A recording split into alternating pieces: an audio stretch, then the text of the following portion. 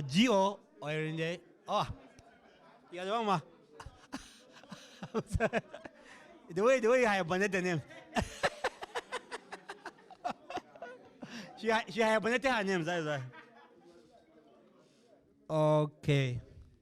So good afternoon, ladies and gentlemen, please. So yeah, once again, you are welcome to the continuation of our maiden conferences. So this time around, it's not going to be discussion again. It's like, yeah, discussion will still follow, but this time around, individual people will make their presentation. We had some yesterday, but we still have the ones for today. So I believe that we all have our presentation uploaded on the main system. Please, can we invite, is it 5 minutes? Okay, that's right. All the I think after all is better, so that because of time. So we'll do it this way, please, because of time. We have other things going on. We have all the presentations done. If you have any question pertaining each and every presentation, please jot it down or comment, jot it down. It is at the end of all the presentation. Then we can ask our question because we have other activities lining up already. Are we clear with this, please? Thank you. So our first presentation will be on the topic, which is the oral presentation number 7, lesson learned from deployment of an open access digital platform to promote evidence-informed decision-making in environmental management in Nigeria. It is be done by one of our own, Madam Dr. Temitope O. Sogbanmu. You are welcome, ma. Please, a round of applause for her. Madam, you have 10 minutes. Dr. Mada, please, you be our timekeeper. 10 minutes, madam, please. Yes. Okay. Good afternoon, ladies and gentlemen. My name is Temitope O, as I've been rightly introduced, and I'll be presenting on the lessons learned from the deployment of an open access digital platform for evidence in the decision making in Nigeria. Called Environmental Evidence Synthesis and Knowledge Translation, and is within the Evidence Used for Environmental Policy Making in Nigeria project. And my presentation will be guided by the outline here. Environmental education, particularly in this current times, is very, very important. And I'm happy to be presenting immediately following the last panel session, which, as you all agree with me, was underpinned by advocacy sensitization about the issue of COVID. This is very relevant for environmental education as well. And it's also relevant for all ages and stakeholders, like we did identify in the last session. A lot of times we scientists communicate the science or the evidence to ourselves only within conferences like this.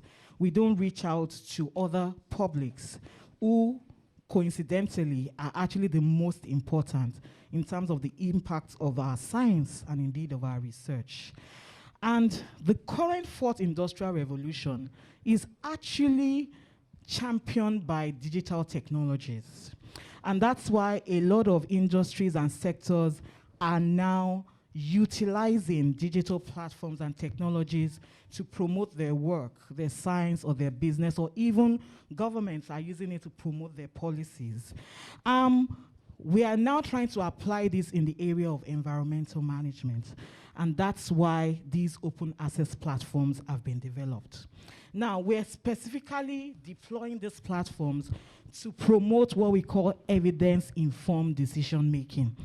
You wonder, so the decision-making, is it not underpinned by evidence? Yes, but we are trying to support and encourage evidence that is largely informed by the science, by the systematic process of research in context and in concert with other contextual factors, which is what evidence-informed decision-making is all about. EIDM is actually pronounced in the earth sciences, but in the environmental sciences is still in its infancy.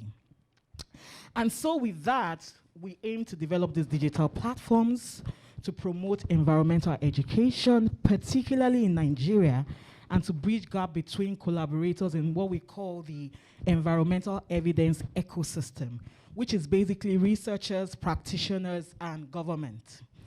And so 2 platforms have now been developed. And the first one is the HUPIN website, which is at the link above, and then what we call the Environmental Evidence Portal for Nigeria, which is also at the link below. And how did we come about this? First, these portals are hosted. Indeed, the project is hosted by the University of Lagos, Nigeria.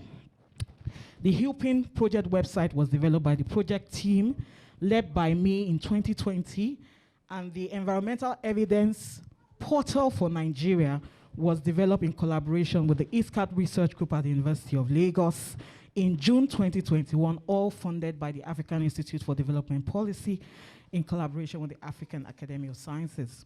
And we also, perhaps for the first time in Nigeria, did collaborate with 3 government partners for this project. Remember that our aim is to actually inform and drive decision-making underpinned by evidence in the area of environmental management in Nigeria.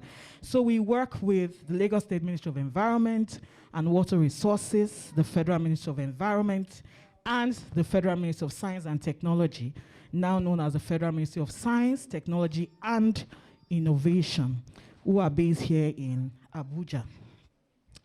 So the HUPIN website has a lot of resources, which is what is really big about this. I mean, you want the website, what's the big deal?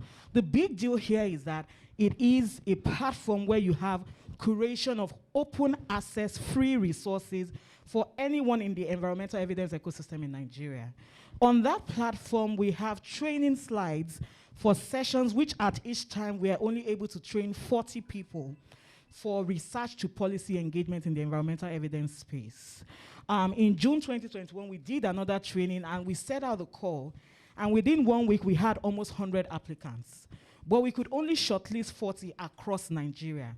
And so, because we cannot consistently and in the short term reach out to the very large populace with these specific trainings, we decided that those in-house physical trainings are also made available to the large populace, who are millions.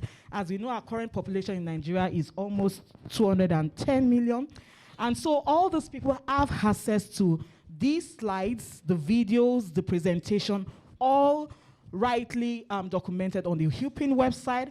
We also have a community of practice that we put together on the website, where you actually get information about all participants who are not only researchers. We also have people from industry, we have people from government, we have people from NGOs and CSOs, all of them working, as well as government regulators, all within the environmental evidence ecosystem. And so if you needed any information or any partnership or network, this is one of your best resources to visit and get those. So you have them all listed on that website. Our second digital platform that we've just developed this year, in fact, just 2 months ago, is what we call the Environmental Evidence Portal for Nigeria. And this portal is basically to improve the visibility of contextual and indigenous scientific research in Nigeria. When I say scientific, I don't mean that we're excluding the social sciences and engineering. We all know what I'm talking about. And it is to have access and be able to utilize environmental evidence for decision making in Nigeria. So it's a one-stop shop. It's like your Jumia, your Gigi, your Cars, whatever, for environmental relevant information, which include policies, it includes publications, it includes systematic reviews, white papers, technical documents that you will not have access to except you had to physically visit these government agencies or their parastatals. And so that's why we had to partner with them. And at the moment, we have about 80 records that are now archived in this portal. It is not a website, we call it a portal. And in that 80 archives, we also have links to other partner resources on that portal. And as you would see, it's easy to search. We have a step-by-step. Any person, remember this portal is for all ages. Even secondary school students can look at this portal, look at the step-by-step way of searching, and they can get information. And so what I've done here is to do a demonstration of what it looks like. So when you get to the search portal, and you put in, for instance, you put in plastic, you would see documents of all types, and also sections or categorized by states. So if you wanted to know any information about plastic or plastic pollution, maybe from Kwara State or Kongombe State, you just need to filter and you get any information listed or archived in that portal. Whether it's a policy, whether it's a publication, but it is all contextual and strictly indigenous to Nigerian information. And these are a list of the other websites that we have listed, and you will see that they are all government agencies. We intend to also have industries and international government organizations there, but only those that have resources that are contextual to Nigeria. That's what we would have on that portal. And so what are the lessons that we have learned so far from 2020 till now about these platforms? We have realized that indeed open access platforms are very important. They create awareness, they help to disseminate all the efforts that we do in the lab and in the ivory towers. And not only in the ivory towers, in the research institutes, even in the government agencies. And it's so important that also visualization tools are really important. We did realize that with the UPIN website particularly, we had more visits with our YouTube, with the pictures, areas that had more pictures than just text information, and particularly those ones that are non-technical. We also did see that institutionalized funding mechanisms were important. We had a lot of support from our funders and from the university, and this helps to sort of consolidate what we're able to achieve. There is indeed a high and urgent demand for evidence, as we saw from our calls for applications every time we put it out, and there's still that lacunae between the people in the evidence ecosystem, and that's what these portals aim to continue sustainably to bridge with these projects. And so, ladies and gentlemen, if you would like to partner with us, kindly reach out to us by email, visit our website, and you can also call our numbers, or you can reach out to me directly as a PI of the project. I'd like to acknowledge the African Institute for Development Policy. They provided the funds for this project. The African Academy of Sciences, the University of Lagos, the Hewlett Foundation, the project partners that we work with and we continue to work with, our project advisors. We did work with experts in government and industry on these projects, other organizations that I am, professional organizations I'm part of, the HUPIN project assistant, who is now the PA of the NYA, we really thank him, and of course, the research group that is within the University of Lagos. Thank you. Thank you, ma'am, for that beautiful presentation. So for those of us that just joined, I would just like to emphasize that we will take all the questions at the end of the presentations. So if you have any question or comment for her, kindly jot it down, please. Thank you. So we'll go to the next presenter, Gloria Lalai Musa. She's to present on development of an educational pamphlet to enhance family collaboration during pregnancy in Nigeria, a critical look at post-COVID era. Madam, please, you have 10 minutes. Thank you. Good afternoon, ladies and gentlemen. I'm presenting on the development of an educational pamphlet aimed at enhancing family collaboration during pregnancy in Nigeria. Can we have a slide, please?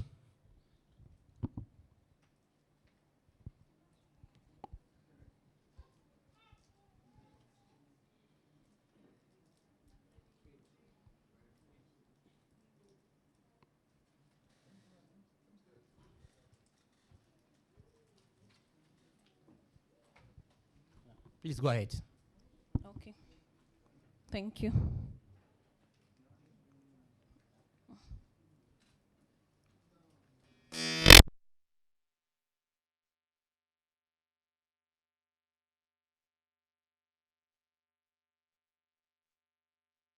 Introduce the topic. I'm Gloria Lalai Musa from the Department of Nursing Science, Federal University of Lafayette. The slide, please. Okay, here's the outline for the presentation. Next. Okay. The issue of maternal mortality is a topic of global concern worldwide. There have been several conferences to talk about that, the Safe Motherhood Initiative, and all that has come out, all is aimed towards reducing the maternal mortality rates. But the concern over the years worldwide is that of Nigeria has continued to be on the high side, which was found to be second only to India. Next slide.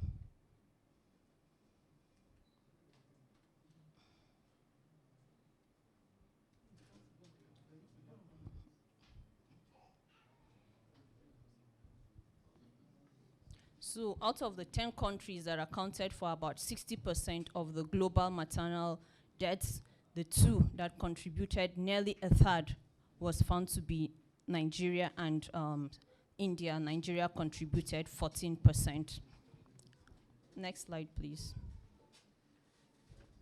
So being the second highest only globally, there is a need for us to work together to see how this maternal mortality rates can be reduced in Nigeria.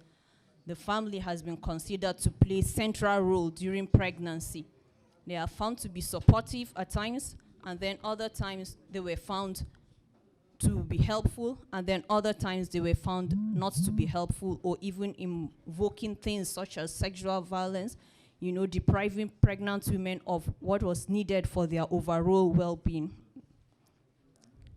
So this is the problem. Family members maltreat pregnant women. They give them chronic household chores. They deprive them of food, rest, sleep, physical, sexual abuse. Violence has all been, even gender-based issues have all been evoked on women who were found to be pregnant in Nigeria. This is according to Silverman Opadia 2014. Not only in Nigeria, this is also an issue globally. So the objective of the study was aimed to explore and describe family collaboration during pregnancy from the perspective of newly delivered mothers and then their family members. And then the aim was to develop an educational pamphlet that will enhance family collaboration during pregnancy. The significance of the study is that it added to the limited existing body of knowledge on family collaboration within midwifery, specifically in Nigeria, and also created awareness on the needs to involve the family and those that were involved in caring for the pregnant woman. And then this educational pamphlet was also given at the study site to be used as an educational material for their routine antenatal clinics. Next slide. So this is the theoretical framework that was used for the study, the family systems theory, which encompasses how the mother as an individual is encapsulated within a nuclear family. There is also the extended family, which are all affected by the social and multicultural community at large. So if all the professions do their work to ensure that this woman that is pregnant is safe, but then she goes back to the family, and then we, the family that are there, do not collaborate with her, all that has been done will not be sustained. Previously, there have been issues of access, but now we are not talking about allowing them to go and access these services, their antenatal, you have their routine drugs and all that. But we are also advocating that you take part actively in ensuring the safety of this woman during the pregnancy period. Next slide. So this is a methodology, is a qualitative research approach that was used, during which 20 pregnant women were interviewed using an unstructured question interview guide, and then their family members had an unstructured questionnaire which they answered. 14 family members participated, and content analysis was used to analyze the data.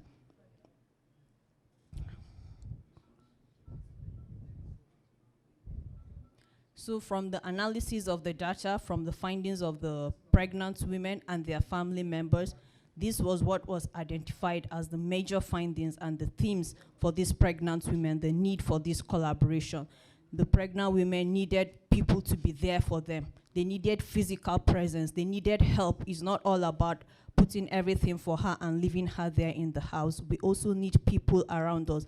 They emphasize the need of having somebody being there physically present for them during this entire period of pregnancy. And they also emphasize the need for spiritual care, having some identify that the best support they had received from their family members was spiritual support through prayers, which they emphasize for more. And then the need for financial assistance. There is the need for the pregnant woman to have good nutrition. There's a need for her to have her drugs. There's a need for her to be well taken care of. Where she is unable to do that, the responsibility is on the family, the husband, the uncles. Everybody had his own responsibility there, specified what to do for these pregnant women, and the need to encourage antenatal attendance. And this time around, we are not just saying, tell her you're free to go, but if it means you chartering a car for her to ensure her safety, we don't want her mixed up with other passengers being exposed. Whether she has taken the vaccine or not, what has been found is that if these women get this virus during pregnancy, it tends to have an adverse effect more than even in the non-pregnant stage. So with the vaccine, without the vaccine, you as a family member need to ensure that this pregnant woman is protected, prevented from even having this virus in the first place. The slide, please. Okay. They also need for certain beneficial rules. She doesn't have to attend every party. She doesn't have to keep traveling here and there for the sake of her safety.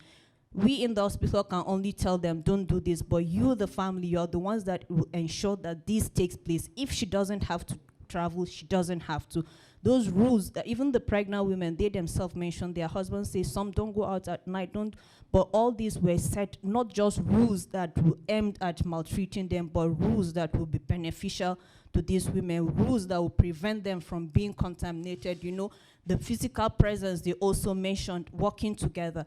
The female family members, you have to help them when they are going for antenatal. They don't have to go with the pregnancy. They carry the small child. Even the small child is further being exposed to other diseases that are out there, not only the COVID. Everything you see the children playing on the hospital ground is the responsibility of the female family members to also ensure that the other children are well taken care of. She has the comfort, she has everything to ensure that this pregnancy works together and gets to term. So it's the responsibility of each and every family member to work together with the pregnant woman. For this study, actually, there have been several definitions of family. So talk about blood relation, legal ties, having a common ancestor. But the operational definition for family for this study is anyone who stayed together with the pregnant woman during this recent pregnancy. So it could be her sister, it could be the husband, the mother-in-law. Some even identify the co-wife as being family. And then you have to protect her from harm. Whatever you know is going to harm her was a theme that was identified by both the pregnant women and the family members. They need protection and also provide nutritional support. Those were the major findings of the study from which the educational pamphlet was developed. And this implies that even though the study was conducted before the COVID, but the implication is even more daring now that we have the COVID that is more than the other things we've been fighting against. You have to summarize, ensure, madam. yes, as every family member's effort, every family member's support is needed, and then policies that will ensure that the family are also welcomed to collaborate with this pregnant woman throughout this period. Thank you. Thank you very much for that beautiful parenting presentation. I'm sure there are husbands, there are brothers here, there are fathers here. So I'm sure during the questions, comment session, we enjoy more from this. So the next presenter, Dr. Joseph Dlama, Zira. Am I right? Yeah. He's to present on interdisciplinary collaborative approach to patient care in health institutions, a post-COVID-19 approach. Please, you have 10 minutes, sir. Can we have his slides, please? The facilitator. Just hold on, your slides. Okay. Please go ahead. Okay, good afternoon. Thank you for this opportunity. I have a topic before me, which is interdisciplinary collaboration among healthcare professionals in Nigeria, a post-COVID-19 approach. I find.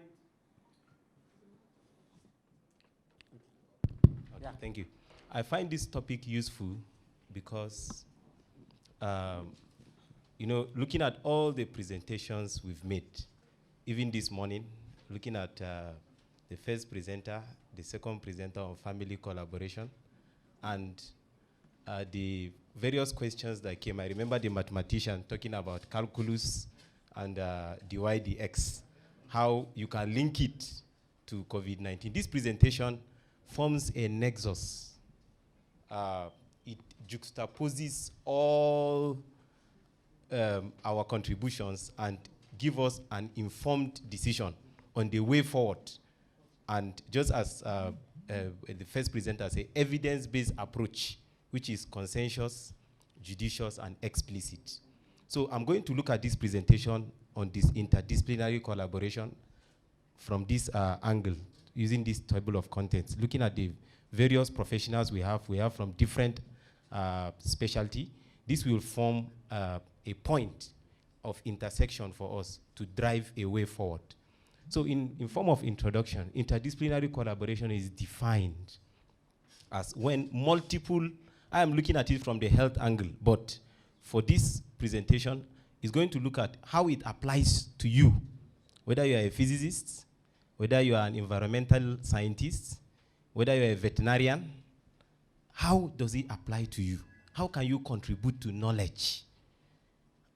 And how can you drive home a point that we change the scope of practice?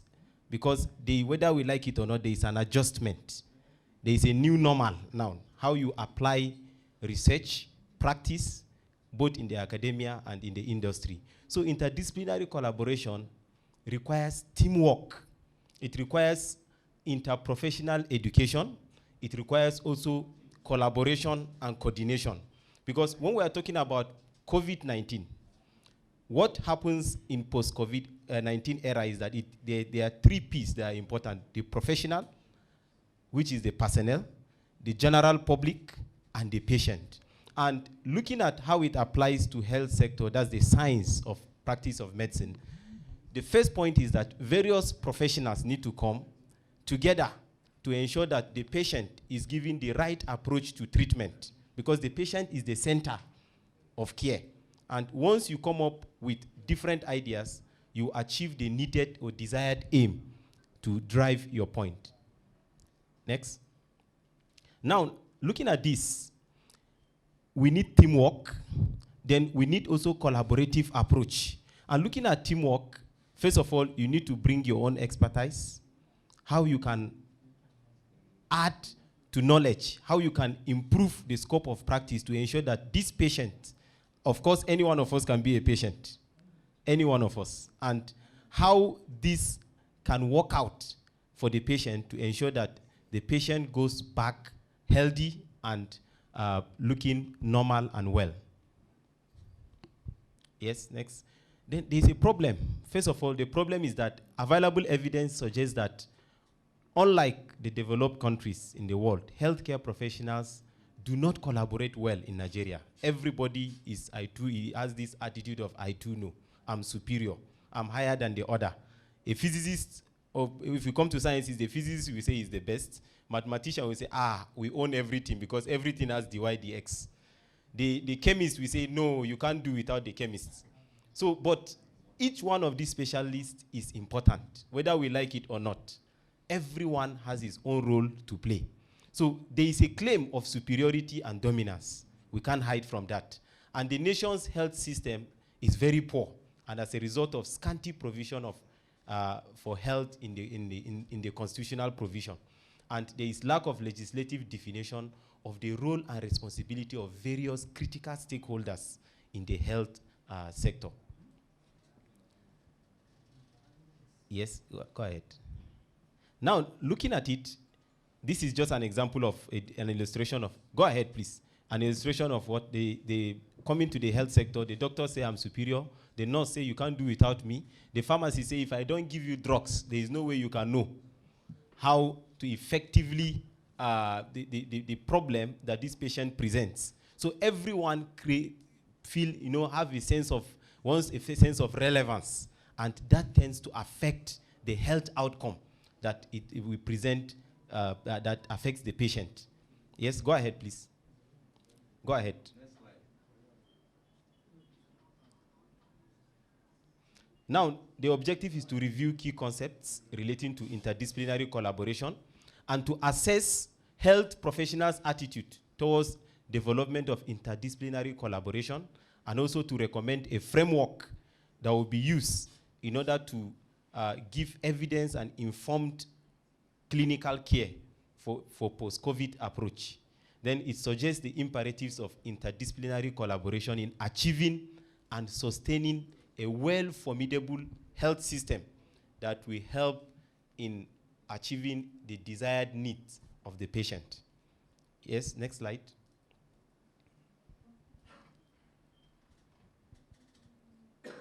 Next slide. Now, the method, this is a systematic review, and it follows the standard of systematic review. That PICO means participants, intervention, comparison, and outcome. But we use PEO, participant, exposure, and outcome, because of the various search terms. Then it's focused on relevant literatures, and out of that, we use PubMed, Google Scholar, ResearchGates, but PubMed was so useful because it has medical subject heading mesh, which sieves the required articles that you need, and it helps us to also go ahead with the research. Then predatory journals, of course, journals that are not institutional based, they are not indexed, were sieved out because we don't need it in the study. So we're able to come up with these health and educational outcomes. First of all, looking at interdisciplinary education, collaboration, professional education. Then the concept of collaborative practice also was important in looking at how we can go ahead with the healthcare outcome that will give informed decision when it comes to clinical care. Then the essence of it all is to achieve improved health outcome in context so that the patient will benefit, the personnel will be glad that he or she delivers the right outcome, and at the end of the day, the team members will be happy that they achieve the needed health needs of the patient. And the essence of it is the society will be healthy. Then preparing collaborative practice ready for healthcare professionals. It requires interprofessional education, which promotes collaboration. Then collaboration that enhances and coordinated care for complex patients. Well, of course, we know if you are talking about COVID, there are various categories. So there are complex patients, which requires thinking, coming up with professional decisions, teamwork, and the essence of it all is for us to have a desired health outcome. Then coordinated care also is important. This is where the nurses come in, the other health professionals like the community health, where advocacy, awareness is critical in ensuring that the health outcomes is achieved. Next slide. So this is a framework for National Interprofessional Competency Framework. Go ahead, please. Then this is also a framework that was used. It brings both multidisciplinary, interdisciplinary, and transdisciplinary, which I will explain in the next slide. Now, when you talk about multidisciplinary, each team member implements a specialized part of care plan. Then interdisciplinary, each team member puts forth their knowledge individually and collectively so that the healthcare plan and outcome will be achieved. Then transdisciplinary talks about members that are jointly responsible for implementing integrated plan. This is where the policy comes in. And then the sum total of it is the consultative approach, which requires putting up informed decision, professional decisions that will bring about the needed outcome. Then the advantages of interdisciplinary collaboration among healthcare professionals, it increases professional satisfaction, it enables professionals to learn new skills and approaches, and it encourages innovation and allows providers to focus on individual specialized expertise. Yes. Now, the result, what came about, what we found out in this review is that healthcare involves interaction among health professionals who works independently to provide a given type of care. Now, if you have a patient, a COVID-19 patient, now, what used to be in existence is different from the new normal. The new normal entails that each professional must come up with his expertise, like the pharmacists, the medical physicists, the nurses, the radiographers, the physiotherapists, all need to come together. The doctors, they need to come together in order to give the needed care that is desired. Then this has shown to be desirable for achieving quality outcomes. The essence of it is quality. Once quality is not the outcome, then it is defeated. So it is important. Then this agrees with other works that has been done. Then current interprofessional relationship among health workers is key. And then awareness and knowledge of interdisciplinary team working should be an attitude that we must imbibe in the health sector and also in other professional sectors. Then attitude to interprofessional teamwork is very, very important. Nobody should feel superior. Everybody is important. The essence is what everybody comes together to achieve the desired result. Next slide. Next slide.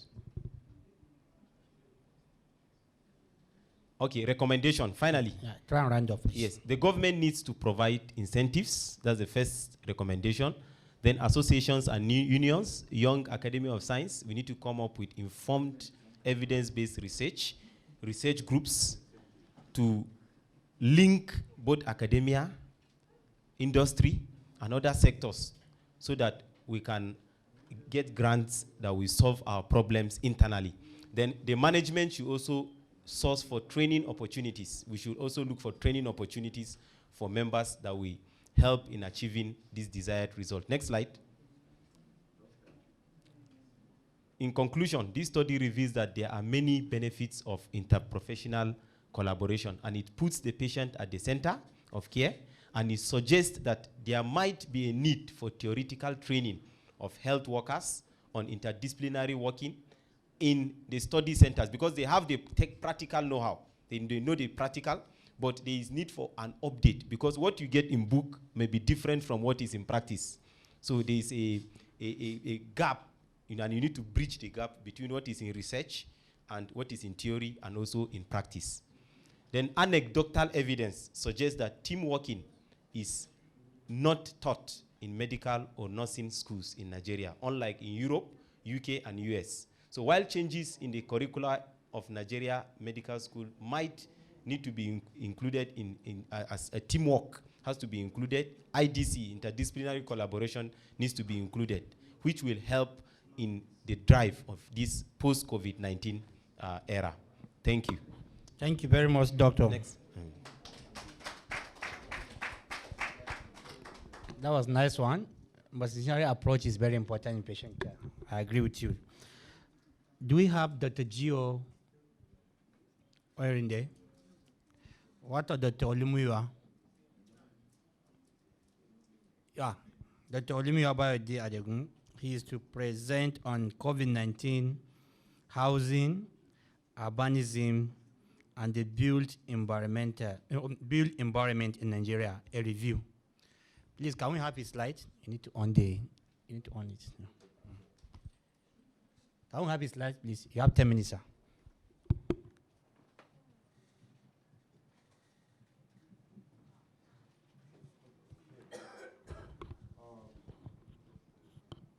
Good afternoon, everyone.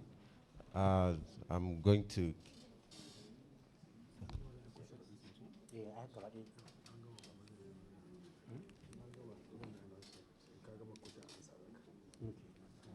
Okay, this afternoon I would be presenting on the links between COVID-19, housing, our cities, the built environment, including the construction sector. I'm an architect and I do researches in these areas. And then I've had this reflection. COVID-19 came as a public health challenge, biological issues, but then its implications are obvious across all sectors, including the housing sector, our cities, having implications for the spatial disciplines, and solutions could also come from this direction. I'm talking about COVID-19 because historically public health issues have significantly shaped, influenced the way our environment is shaped, our cities are shaped. From history, the slums in 19th century European cities, in Paris, in London, in places like Berlin and other cities in Europe, were cleared off in response to public health concerns. Coming home to Nigeria in the early 20th century, we had the bubonic plague, which was linked to sanitation issues, and then it significantly transformed, it significantly influenced the evolution of planning, regulations, and institutional apparatus in Nigeria. For example, after the bubonic plague in Lagos, a number of institutions came up, like the Lagos Executive Development Board, which was involved in housing provision and clearing of slums and other areas. The Spanish flu was another significant public health issue which had its influence, but the Spanish flu was just close to the bubonic plague, and then those responses were led by the colonial government. So fast forward a century, this time that we have COVID, we need to see what changes is the pandemic making in our cities. So this led me to do a review work, and I focused on I focused on Nigeria. I deliberately wanted to focus on Nigeria to see what's the discourse in our local setting, and what are people researching, what are their interests, what are the directions we might need to face, what are the gaps. I searched Google Scholar database. I didn't use Scopus, not because Scopus wasn't good. Of course, it's better in terms of quality of the work, but I wanted a wide coverage. As you know, a couple of scholars in developing countries don't always find their way into Scopus. So I was able to use Scopus, to use Google Scholar, and I can say the bulk of the papers came from Google Scholars and they are not in Scopus. I'm not speaking to the quality of the work, but I just wanted to see the discourse that is flowing. So I was able to screen 21 papers, and of course that's between last year and now, a space of roughly 1 year, cutting across different themes.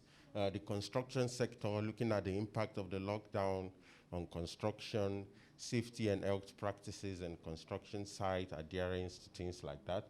And then looking at housing and including slums, those in the real estate sector, urbanism, things like how the city and as a whole, the parks, and then some papers that I could classify as general, and mostly were journals. 19 of the 21 were journal papers, 2 conference proceedings. So the themes emerging, I just summarized the various themes. I hope I can speak to all of this. Was that in the housing, in the residential setting, residential setting, and at the neighborhood scale, space reappropriation was a significant characteristic, both indoor and outdoor. People are spending more time at home. So like if you're working from home, you have to create space to work from home because you've not been used to that. You were not